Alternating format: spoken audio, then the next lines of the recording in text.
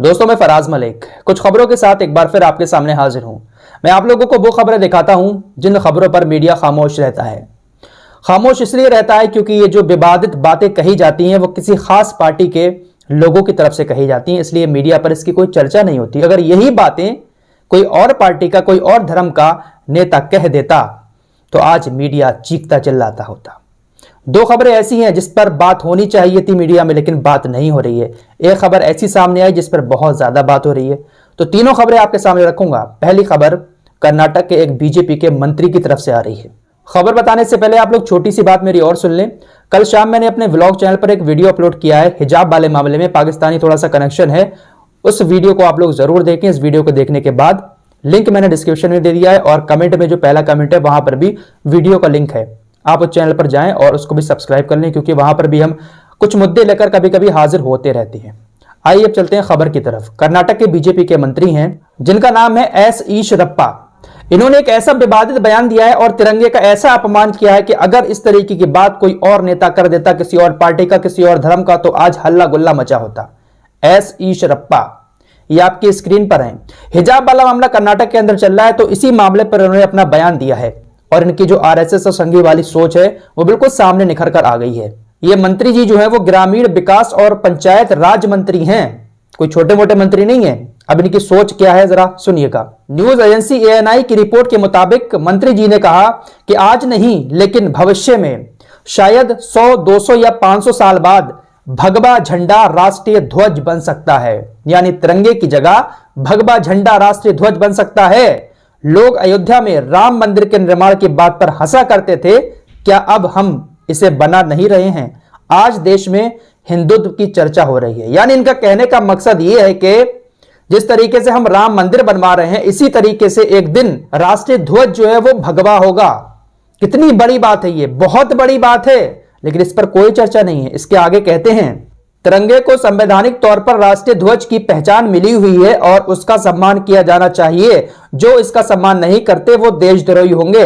भविष्य में कभी पूरे देश में हिंदू धर्म छा जाएगा, तब हम लाल किले पर भगवा झंडा फहराएंगे। जरा इनकी सोच देखिए, कौन है ये? एक बड़े मंत्री, बड़े ओहदे पर बैठे हुए, और इनकी सोच देखिए एक। जरा इमेजिन कीजिए कि यही बात अगर कोई और कह देता कि लाल किले के ऊपर हम इस कलर का झंडा फहराएंगे, उस कलर का झंडा फहराएंगे, तो सोचिए कितना बवाल कट रहा होता। साफ तौर पर कहा कि तब हम लाल किले पर भगवा झंडा फहराएंगे।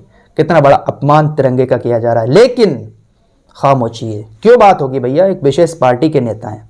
इसके अलावा एक नेताजी का बयान और सुनवा देते हैं। ये भी एक सूबे के मुख्यमंत्री हैं, असम के हेमंता बिस्वा शर्मा। इस वक्त ये उत्तराखंड के अंदर आए हुए हैं चुनावी प्रचार के लिए, लेकिन राजनीति करने के चक्कर में ये नेता लोग सारी मर्यादा भूल जाते हैं। एक सूबे के मुख्यमंत्री जब इस तरीके की बातें करेगा तो अब क्या मैसेज देना चाहते हैं जनता को? क्या मैसेज देना चाहते हैं हमारे छोटे छोटे बच्चों को?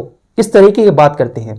हेमंता बिस्वा शर्मा ने उत्तराखंड की सरजमीन पर खड़े होकर राहुल गांधी के ऊपर निशाना साधते हुए कहा कि हमारे जो जनरल बिपिन रावत थे, जिनका वो हेलीकॉप्टर क्रैश हुआ था, वो उत्तराखंड से ताल्लुक रखते थे, तो उनको याद करते हुए कहा कि जब हमारी सेना पाकिस्तान में एयर स्ट्राइक करती है तो राहुल गांधी सर्जिकल स्ट्राइक का प्रूफ मांगते हैं। इन्होंने कहा कि मैंने कभी प्रूफ मांगा कि राहुल गांधी किसका बेटा है?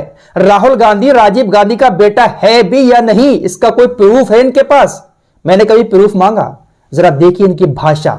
मैंने कभी प्रूफ मांगा हूं क्या आप सचमुच राजीव गांधी का बेटा है कि नहीं? सोशल मीडिया पर बड़े बड़े लोगों की तरफ से इस बात पर आपत्ति जताई जा रही है कि देश की सभी महिलाओं का अपमान किया है हेमंता बिस्वा शर्मा ने। आप किस तरीके की बात कर रहे हैं एक मुख्यमंत्री के तौर पर? आप इस बात का प्रूफ मांग रहे हैं कि एक बेटे का बाप वाकई में उसका बाप है या नहीं है, और किसके लिए? एक राष्ट्रीय पार्टी के मुखिया के लिए ऐसी बातें बोल रहे हैं। देखिए, राहुल गांधी को मैं सपोर्ट नहीं करता हूं, मैं किसी का फैन नहीं हूं, आपको पता होगा, लेकिन ये बातें शोभा नहीं देती हैं, वो भी एक राज्य के मुख्यमंत्री को। लेकिन राजनीति में सब जायज है। आइए अब आपको असदुद्दीन ओवैसी साहब का एक बयान सुनवा देते हैं। असदुद्दीन ओवैसी ने अपने ट्विटर अकाउंट पर एक वीडियो डाला जिसमें वो भाषण देते हुए नजर आ रहे हैं कि अगर बेटियां हिजाब पहनेंगी, उनके माँ बाप कहते हैं कि बेटियां हिजाब पहनो, और वो हिजाब पहनकर स्कूल कॉलेज जाएंगी, पढ़ेंगी, तो पढ़ने के बाद वो डॉक्टर भी बनेंगी, इंजीनियर भी बनेंगी, मास्टर भी बनेंगी। और उन्होंने कहा कि इंशाअल्लाह एक दिन हिजाब वाली लड़की प्रधानमंत्री भी बनेगी। उन्होंने कहा कि आप लोग याद रखना, शायद मैं उस वक्त जिंदा नहीं होऊंगा, लेकिन याद रखना कि उस वक्त देश की प्रधानमंत्री एक हिजाब वाली महिला बनेगी।